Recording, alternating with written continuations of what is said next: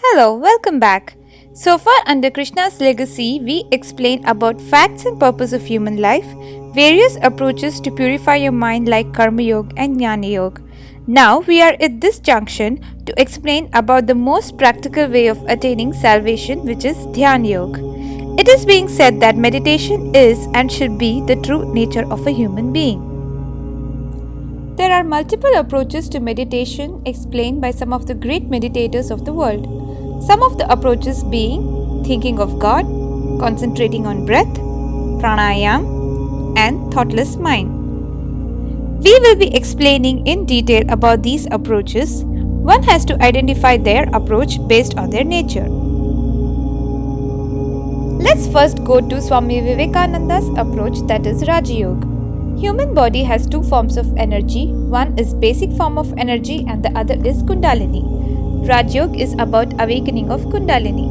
Kundalini is another superior form of human energy which is coiled at the bottom of the spine. Most of them never realize the presence of this energy even until their last breath. Basic energy of human being is utilized internally for all human organs to work either consciously or unconsciously or for external human activities.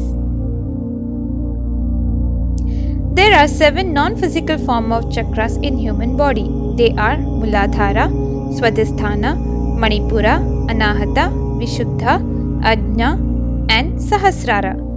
It is said by Swami Vivekananda that during meditation one can concentrate upon both these forms of energies. When one can concentrate upon this Kundalini cord, unwind it in such a way that it passes through these 7 chakras via spinal cord and reaches the topmost chakra Sahasrara, they reach enlightenment. Please note that this has to be practiced under proper guidance of a guru because when the unwinding happens and passes through these chakras, it is known that a human being starts gaining a lot of positive and negative energy that can have adverse reaction in human body. This type of Dhyaan Yoga is most practical and difficult way of meditating and attaining salvation. It needs tremendous amount of concentration.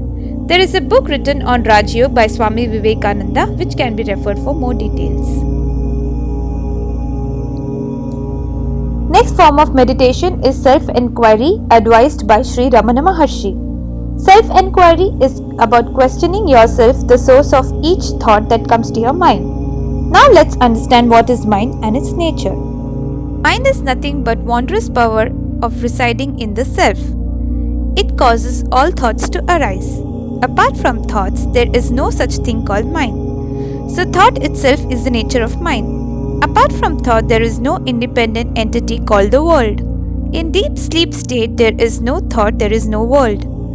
When mind comes out of the self, the world appears.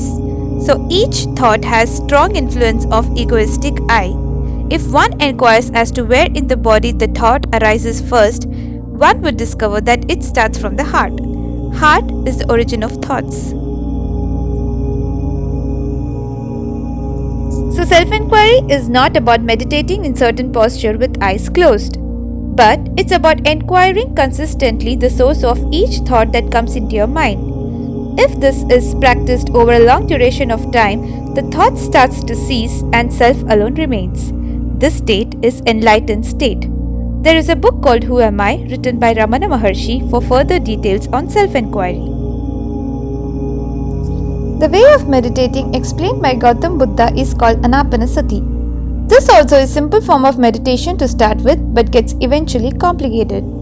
The process starts with how we breathe. We need to sit in relaxed position, concentrate on inner bodily activities associated with breathing like expansion and contraction of the lungs, eventually experience every organ in the body. Once we master in this form of meditation, we need to start concentrating on subtle body parts such as mental activities and centering the mind in samadhi, which is attaining superconsciousness. One will be able to understand that nothing in this world is permanent.